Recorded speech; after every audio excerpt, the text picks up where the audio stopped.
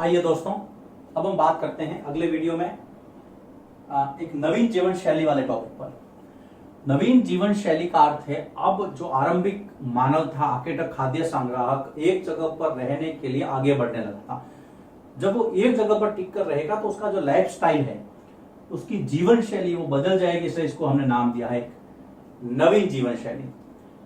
उसने खेती करना सीख लिया था, पशुओं को पालना सीख लिया था, पशु उसके नजदीक आ रहे थे, लेकिन अब उसका जो स्थायी जीवन है वो कैसे उसने जीना सीखा, इसके बारे में हम चर्चा करते हैं। छोटी छोटी बातें हैं। अपने साथ में नोटबुक रखिए और पेन रखिए, इसको नोट करते रहिए मेरे साथ समझते हुए। सबसे पहले स्थायी जीवन के अंदर जब वो किसान बना और पशुपालक बना तो वो स्थायी रूप से एक जगह पर टिकने लगा था।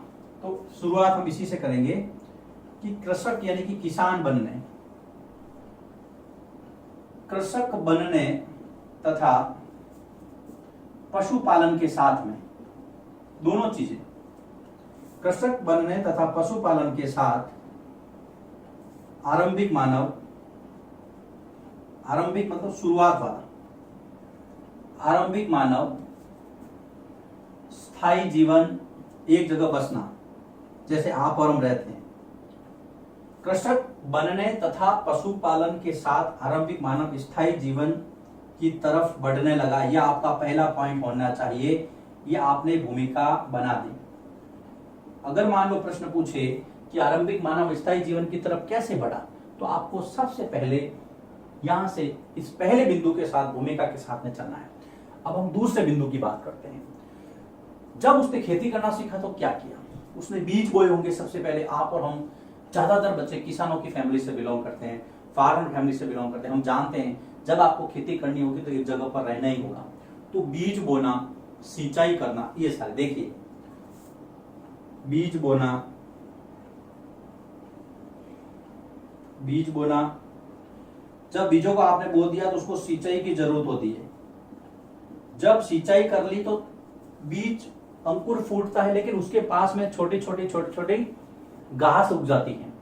उस घास को जब हम हटाने की प्रक्रिया को आरंभ करते हैं तो उसको हम कहते हैं खरपतवार हटाना। इंग्लिश में मैं अगर कहूं तो उसको वीड्स कहते हैं।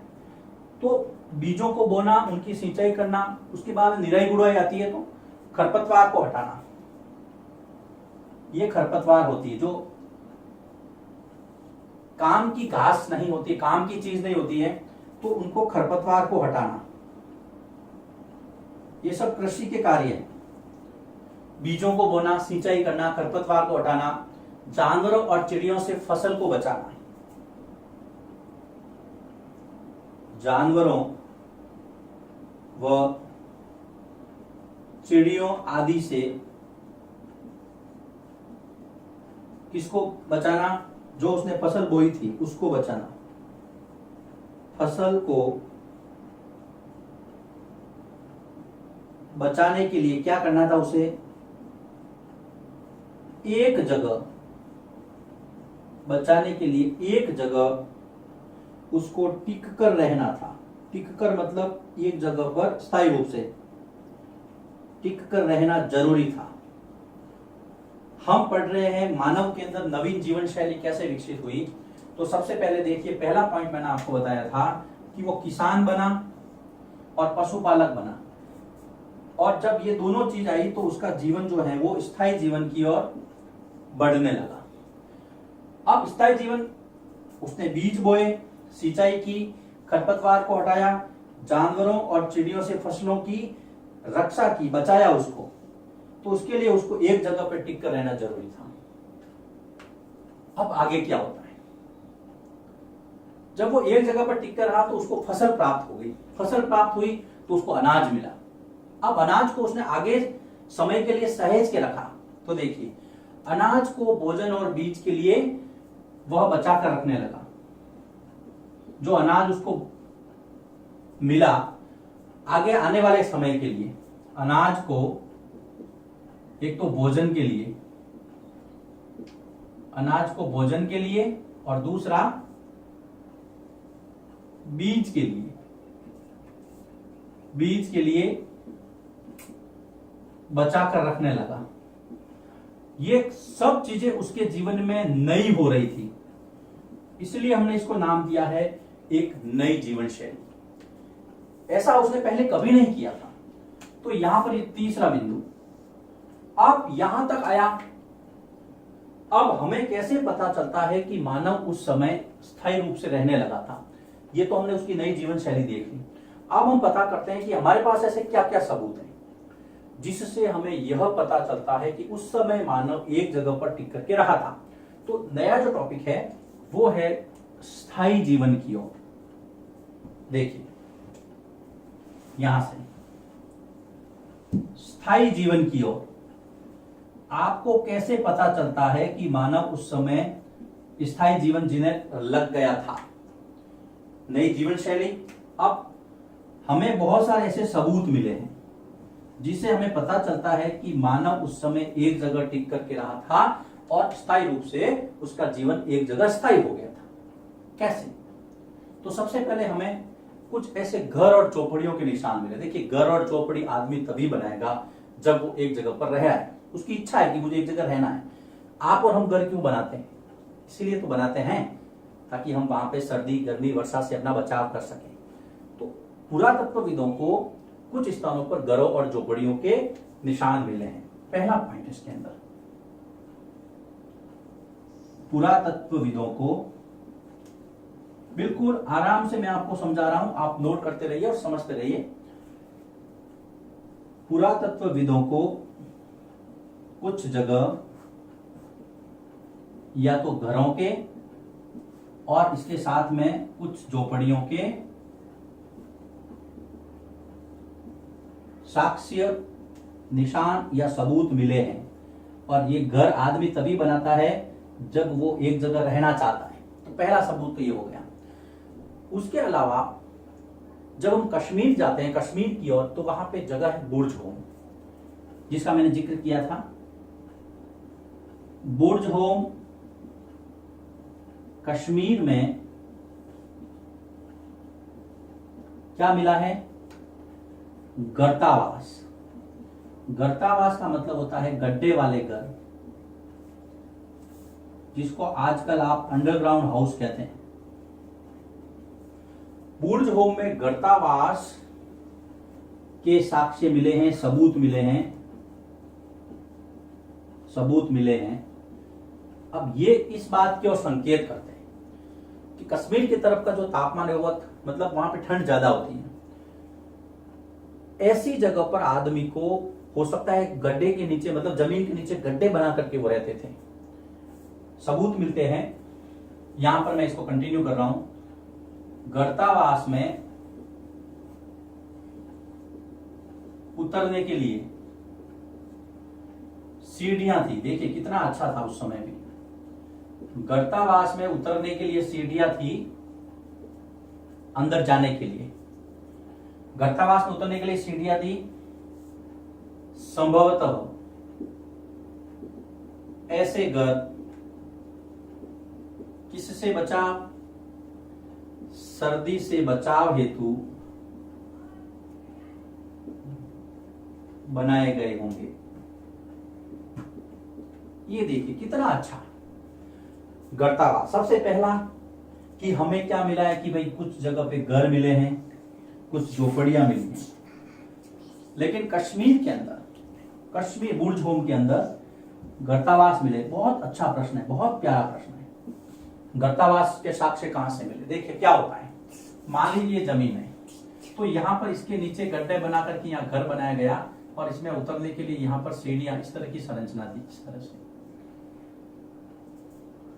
ये जमीन की सतह है ऊपर वाली और ये है गर्तावास। और गर्तावास मिला है कश्मीर से।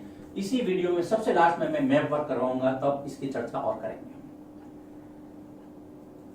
और सीढ़ियां थी, ऐसे घर सर्दी से बचाव हेतु। इसका मतलब व्यक्ति ने एक जगह रहना सीख लिया था। अब और क्या मिला है?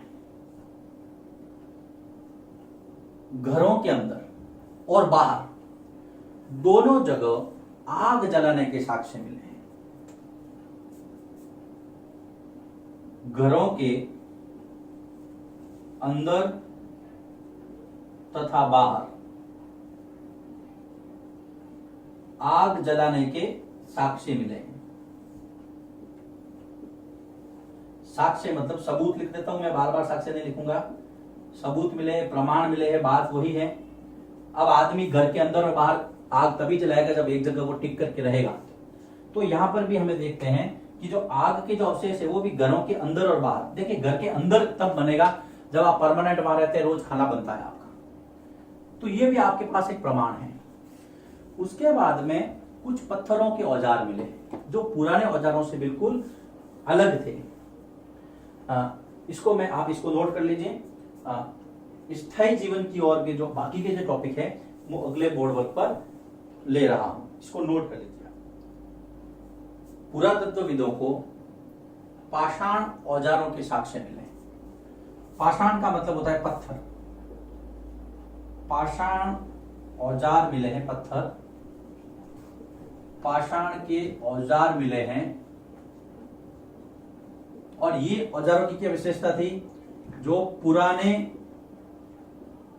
औजारों से अलग थे, काम करने के लिए पत्थर के औजार इस्तेमाल करते थे, लेकिन इसके अंदर अब थोड़ा नवीनता आ गई थी, इसलिए इनको कहा गया नवपाषाणकालीन औजार। नव का मतलब नया, पाषाण का मतलब पत्थर, नवपाषाणकालीन औजार, ये नवपाषाणकालीन औजार थे। पुरातत्वविदों ने यह देखा कि जो इससे पहले का जो मानव था वो बड़े ही मोटे से जो पत्थर है वो इस्तेमाल करता था किसी को मार, अब उनमें थोड़ा सा नुकीलापन आ रहा था, पैनापन आ रहा था, थोड़ा धार दे रहे थे। इसका मतलब कहीं ना कहीं उनके जीवन में बदलाव आ रहा था। इस बदलाव को उन्होंने देखा कि ओखली और मुसल जैसे जो वस्तुएं हैं वो भी मिली है यहां पर। ओखली तथा मूसल ये हम आज भी प्रयोग करते हैं। कैसा होता है बताता हूं, पहले लिख लेता हूं कि ओखली और मूसल का प्रयोग किसके लिए किया जाता था? अनाज पीसने के लिए, कूटने के लिए, अनाज पीसने अथवा कूटने के लिए किया जाता था। हम आज भी करते हैं, हमारे घरों में ये मिल जाएगा। तो ये तभी होगा जब आदमी एक जगह टिक कर रहेगा। ये देखिए इस तरह से होता है, इस तरह से एक बड़ा सा डंडा होता है और ये जो आपकी है इस तरह से ये ओखली होती है, इस तरह से, और यहाँ पर अनाज रखते हैं, इसको यहाँ से हत्थे से पकड़ करके कूटते हैं इसको, अनाज को। तो इस तरह से देखिए ये है ओखली, ये है ओखली, इसके अलग अलग आकार की हो सकती है, और ये है मूसल जिससे मारा जाता है डंडे से अनाज को ऊपर से। आज भी हमारे घर में ये मिलती है। तो अनाज पीटने कूटने के लिए जो ओखली और मूसल मिले हैं वो स्थायी जीवन की ओर इशारा करते हैं। ओखली और मूसल ये दोनों ये कहते हैं कि लोगों के पास ये थी मतलब वो एक जगह टिक करके रहते थे। उसके अलावा क्या मिला है? मिट्टी के बर्तन मिले, उसके ऊपर अलंकरण, उसके ऊपर कुछ न कुछ चित्रकारी की गई है। अलंकृत मतलब सजाए हुए, कहीं न कहीं उस पर कुछ न कुछ तो चित्र बना है। वो भी तब बनेगा जब आदमी एक जगह टिक करके बैठेगा, उस पर कुछ न कुछ बनाएगा, वरना जो घुमक्कड़ है उसको इसके लिए टाइम ही नहीं है। तो मिट्टी के अलंकृत बर्तन मिले, मैं यहां लिख देता हूं, मिट्टी के अलंकृत मतलब कुछ न कुछ उसका ऊपर बनाया हुआ, पेंटेड अलंकृत बर्तन भी मिले हैं। इससे हमें यह पता चलता है कि आदमी एक जगह टिक कर रहता था। मिट्टी के अलंकृत बर्तन मिले हैं। बर्तनों में ये हो सकता है खाना भी रखते होंगे। अब देखिए चावल, गेहूं, दलहन इस समय का मुख्य भोजन बन गया था। यहां पे लिखता हूं मैं, चावल, गेहूं, दलहन का मतलब सभी प्रकार की दालें जो हम खाते हैं। चावल, गेहूं, दलहन इस समय आदमी का जो मुख्य भोजन था, दलहन व्यक्ति का मुख्य भोजन बन गया था, मुख्य भोजन बन गया था। इसके अलावा कपड़ों की बुनाई के अवशेष मिले हैं। आदमी कपड़ा तभी बुनेगा जब वो ज्यादातर एक जगह पे टिक कर रहेगा। कपड़ों की बुनाई के अवशेष मतलब साक्ष्य मिले हैं, जिससे हमें यह अंदाजा लगता है, यह अंदाज है कि इस समय देखिए कपड़े किससे बनते हैं? कपास से बनते हैं। सूत भी काता होगा, कपड़े बनाए होंगे, बुनाई की होगी, तो कपड़ों की बुनाई के अवशेष मिले हैं। तो ये अंदाज है कि कपास जैसी फसलें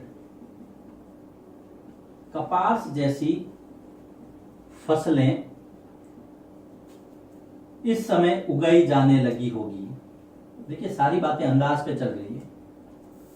जाने, इसके आगे लिख देता हूं, लगी होगी, ये चीज है। स्थायी जीवन में जो पिछला बोर्ड वर्क था उसको मैं यहां पे आगे लेके आया। पत्थरों के औजार मिले हैं, लेकिन ये औजार कुछ नए थे, इसलिए इसको नवपाषाणकालीन कहा गया। मिट्टी के अलंकृत बर्तन मिले हैं, जिसके ऊपर कुछ न कुछ कलाकारी की हुई है। इसके अलावा चावल, गेहूं और दलहन के अवशेष मिले हैं। ये खेती के बिना हो नहीं सकते, इस जगह टिके बिना। कपड़ों की बुनाई भी मिली है। ये मैंने आपको मूसल और ये ओखली का जो चित्र बना के बताया, जैसा मैं बना सकता था। तो दोस्तों ये चीजें हैं, ये सारी बातें इशारा करती है मानव स्थायी रूप से एक जगह रहने लगा था। अब मैं इसको आगे लेके चलता हूं। एक जगह के बारे में चर्चा करेंगे जिसका नाम है मेहरगढ़। वो कहाँ है, उसकी क्या विशेषता है, वहां पे क्या मिला है, इन सब चीजों को लेकर के हम अगले टॉपिक की ओर बढ़ते हैं। अब हम अगले टॉपिक की ओर मेहरगढ़ पर चर्चा करेंगे। देखिए दोस्तों, ये है आपका भारतीय उपमहाद्वीप, इस तरह से। ये है वर्तमान पाकिस्तान और ये पुराना, और यहां पर कहीं ना कहीं मेहरगढ़ है, बलूचिस्तान के अंदर मेहरगढ़ एक ऐसा स्थान है जहां से खेती और पशुपालन दोनों के प्राचीनतम साक्ष्य यानी सबूत मिले हैं। इसका मतलब यह है कि अगर कोई ऐसी जगह जहां पर सबसे पहले मानव ने खेती, और खेती में भी क्या, गेहूं और जौ अगर उपजाना सीखा, और पशुपालन अगर कहीं पे सबसे पहले करना सीखा, वो जगह थी मेहरगढ़, जो कि वर्तमान में पाकिस्तान में है। तो सबसे पहले तो आपको ये चीज पता रखनी है कि मेहरगढ़ है कहां। मेहरगढ़ पाकिस्तान में है। किस लिए जाना जाता है इतिहास के अंदर कि यहाँ पर खेती के और पशुपालन के सबसे पुराने सबूत मिले हैं। खेती में भी यहाँ पर गेहूं और जौ सबसे पहले उगाया गया था। ये है मेहरगढ़। अब हम यहां पर देखेंगे कैसा जीवन था यहाँ का। सबसे पहले ये पड़ता कहां है, तो ईरान जाने वाले रास्ते में एक दर्रा है। देखिए दर्रा क्या होता है, मान लीजिए दो पर्वत हैं, दो पर्वतों के बीच के अंदर ये जो जगह होती है जहां से आवागमन लोग आ जा सकते हैं, इसको हम बोलते हैं दर्रा। अंग्रेजी में कहते हैं इसको पास, PASS, पास। दर्रा क्या है, दो पर्वतों के बीच में आवागमन हेतु एक संकरा रास्ता,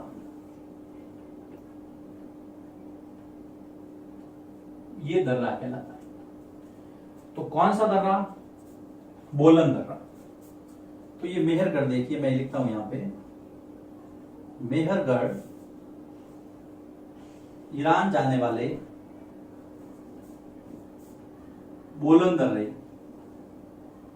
बोलन दर्रे के पास एक हरा भरा, बहुत ही उपजाऊ क्षेत्र, हरा भरा ग्रीनरी से हरा भरा समतल प्रदेश है। और जो समतल होगा वहां पे खेती ज्यादा होगी, ये भी आप जानते हैं। इसलिए यह भी पता लगाया जाता है कि यहाँ पर खेती के सबसे पुराने साक्ष्य क्यों मिले।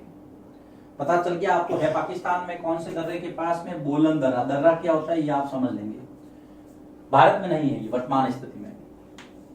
यहां पर पशुपालन की और खेती के सबसे पुराने साक्ष्य मिले हैं, ये मुझे वापस लिखने की जरूरत नहीं है। गेहूं और जो यहां पर सबसे पहले लोगों ने उपजाना सीखा, यहां पर उपजाया और खेती की, इसके लिए मेहरगढ़ जाना जाता है। अब यहां पर देखिए हिरण और सुअर और भेड़ और बकरियां, यहां से हड्डियां मिली हैं। अब हड्डियां दो तरह की है, एक तो जंगली जानवरों की, जंगली जानवर मतलब जो जंगल में रहते थे, जैसे सुअर, जैसे हिरण। एक मिली है पालतू जानवरों की, जैसे कि भेड़ और बकरी। दोनों तरह की हड्डियां मिली है। इसका मतलब क्या है? इसका मतलब ये है दोस्तों कि यहां के लोग पशुओं को पालते भी थे, जंगली जानवरों को खाते भी थे। दोनों तरह के जानवर उनके उपयोग में आते थे, क्योंकि यहां से साक्ष्य मिले हैं। कई बार आता है कि मेहरगढ़ से आपको कैसे पता चलता है कि यहाँ के लोग जानवरों को पालते भी थे और शिकार भी करते थे, क्योंकि यहां से दोनों प्रकार की हड्डियां मिली हैं। जंगली जानवरों की भी मिली है, तो पालतू जानवरों की भी मिली है। ये आपको ध्यान में रखना है। अब यहाँ के घर कैसे थे? तो घर यहाँ के इस प्रकार से आयताकार ज्यादा थे। कई कई घरों यहां पर चौकोर मिले। तो यहां पर देखिए, मैं लिख देता हूं कि यहाँ के घर कैसे थे। घरों की क्या विशेषता थी? एक तो घर आयताकार थे और चौकोर भी थे, चार कोनों वाले, वर्गाकार जिसको हम कह सकते हैं। इन घरों के अंदर 4 या अधिक कमरे थे, 4 या 4 से ज्यादा।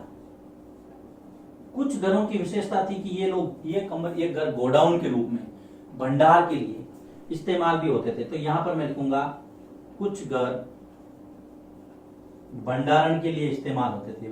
भंडार घर, इसको गोडाउन बोलते हैं ना आप। कुछ घर भंडारण के लिए, अनाज को रखने के लिए, कोई दूसरी चीज रखने के लिए इस्तेमाल होते थे। तो देखिए, घरों की क्या विशेषता थी?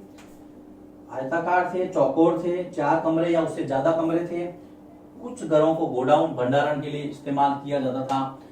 अब यहाँ की जो बेहतरीन चीज आती है वो देखिए, मेहरगढ़ की एक और विशेषता है। मेहरगढ़ की और जो विशेषता है, यहाँ की कब्र जब व्यक्ति मर जाता है तो या तो उसको जलाया जाता है या उसको जमीन के अंदर गाड़ा जाता है। तो यहां से जो साक्ष्य मिले उससे हमें पता चलता है कि यहाँ की जो कब्र मिली हैं, उसमें मानव के साथ, मानव जो मर गया, समझ गए ना, मानव, यहां पर मैं मृतक लिख देता हूं। आप समझेंगे कि सर क्या जिंदा आदमी को अंदर गाड़ दिया गया? नहीं, मानव मृतक के साथ कुछ चीजें रखने की परंपरा थी। मृतक के साथ वस्तुएं रखने की परंपरा थी, कुछ चीजें मिली हैं। इसके अलावा एक ऐसा कंकाल मिला है जिसके पास में बकरी का भी कंकाल था। तो मानव कंकाल के साथ बकरी का कंकाल भी यहां पर मिला है। मानव कंकाल के साथ, कंकाल का मतलब समझते हैं ना, हड्डियां, बकरी का कंकाल, अस्थि पंजर जिसको आप बोलते हैं, ये मिला है यहां से। इसका मतलब लोगों ने ये अनुमान लगाया है कि यहाँ के लोग इस परंपरा में विश्वास रखते थे कि जब व्यक्ति को आप गाड़ेंगे तो उसके साथ कुछ न कुछ वस्तु रखें, ताकि आने वाले जीवन में या कहीं भी जाएगा तो उसको वो सारी चीजें मिलेगी। एक परंपरा थी। देखिए, मेहरगढ़ के बारे में यहाँ पर इतना ही दिया है। पाकिस्तान के अंदर इसकी लोकेशन है, बोलन दर्रे के पास में पड़ता है। दर्रा क्या होता है मैंने आपको बता दिया था, 2 पर्वतों के बीच में संकरा आने जाने का जो रास्ता होता है उसको हम दर्रा कहते हैं, इंग्लिश में इसको पास कहते हैं। समतल मैदान था, खेती और पशुपालन यहाँ पर सबसे पहले हुआ। हड्डियां मिली है यहाँ से 2 प्रकार की, जंगली जानवरों की, पालतू जानवरों की, जिससे ये पता चलता है कि यहाँ के लोग जानवरों को पालते भी तो शिकार भी करते थे। घर कैसे थे? आयताकार और चौकोर थे। घरों में 4 या उससे ज्यादा कमरे थे। कुछ घर भंडार के लिए, गोडाउन के जैसे इस्तेमाल भी होते थे। कब्रें मिली है, सबसे इंपॉर्टेंट बात, कब्रों में मानव के साथ में वस्तुएं भी मिली है। क्या क्या मिला है कि मानव कंकाल के साथ एक बकरी का कंकाल मिला है, चित्र में आप देख सकते हैं। तो इस प्रकार से जो मेहरगढ़ है इसके बारे में हमने जानते हैं। अब हम आगे बढ़ते हैं, मैप वर्क की ओर चलते हैं। मैप में मैं आपको बताऊंगा, जो हमने पहले चर्चा की थी कि पहले वीडियो में हमने देखा था कि किस प्रकार से जो पुरातात्विक स्थल है वो कौन से राज्य में आए हुए हैं। मैप के साथ में मैं आपको ये सारी जानकारी दूंगा। आपके सामने स्क्रीन पर भारत का नक्शा मैप नजर आ रहा है। इस मैप के अंदर सबसे पहले उत्तर की तरफ देखिए, कश्मीर के अंदर बुर्ज होम लिखा हुआ है। ये बुर्ज होम वही बुर्ज होम है जहां से गर्तावास अर्थात गड्ढे वाले घरों के साक्ष्य मिले हैं, जहां नीचे उतरने के लिए सीढ़ियां थी, जैसा पहले मैंने आपको वीडियो में बताया था। इसके बाद में देखिए, जो मेहरगढ़ है वो भारत में स्थित नहीं है, पाकिस्तान में है, जहां पर सबसे पहले कृषि और पशुपालन के साक्ष्य मिले हैं। तो मेहरगढ़ पाकिस्तान के अंदर, और बुर्जहोम आपको नजर आ रहा है नक्शे में, उत्तर भारत के उत्तर में कश्मीर के अंदर। इसके बाद में आप सीधा उत्तर प्रदेश में आ जाइए, कोल्डी हवा और महागढ़ा, दो नाम आपको नजर आ रहे हैं। उत्तर प्रदेश में उत्तरी क्षेत्र के अंदर कोल्डी हवा और दक्षिण के अंदर महागढ़ा। इसके बाद में देखिए चिरांद लिखा हुआ है, ये चिरांद बिहार के अंदर स्थित है। बिहार में चिरांद के बाद में देखिए नॉर्थ ईस्ट के अंदर, पूर्वोत्तर भारत के अंदर आपको दाउजले हेडिंग नजर आ रहा है दोस्तों। दाउजले हेडिंग जो है वो असम के अंदर है, बिल्कुल ब्रह्मपुत्र नदी की घाटी में स्थित यह क्षेत्र है। इसके बाद में आप सीधा आ जाइए मध्य प्रदेश में, भीमबेटका। भीमबेटका की गुफाएं काफ़ी प्रसिद्ध हैं। ये भीमबेटका मध्य प्रदेश के अंदर स्थित है। इस तरह से मैप के अंदर आपको इसकी स्थिति पता रखनी है। इसके बाद में हम दक्षिण भारत की ओर रुख करते हैं, जहाँ पर देखिए आपको ब्रह्मगिरी नजर आ रहा है। ब्रह्मगिरी कर्नाटक में स्थित है। ब्रह्मगिरी एरो से बताया गया है, कर्नाटक में ध्यान दीजिए आप। इसके बाद में कुरनूल की गुफाएं देखिए आंध्र प्रदेश के अंदर, तेलंगाना और आंध्र प्रदेश की जो सीमा पर स्थित है ये कुरनूल की गुफाएं। उसके बाद में कुरनूल के दक्षिण में देखिए पेयमपल्ली, ये भी आंध्र प्रदेश के अंदर स्थित है। पेयमपल्ली के बाद में दक्षिण के अंदर आप तमिलनाडु में आदि चलनूर नजर आ रहा है आपको, ये आदि चलनूर। इस प्रकार से ये पुरातात्विक स्थल जो नक्शे के अंदर दिए जाने थे वो मैंने आपसे यहाँ पर मैप के माध्यम से चर्चा की है। आप इस मैप को अपनी नोटबुक के अंदर लिख दें। अगर आपके पास रेडीमेड मैप है तो यहाँ पर जो स्थान हमने बताए हैं उनको उनके राज्य के स्थानों के साथ में याद करें। तो यहाँ पर यह अध्याय समाप्त होता है। अगले अध्याय में हम एक नए टॉपिक के साथ आपसे वापस मुलाकात करेंगे।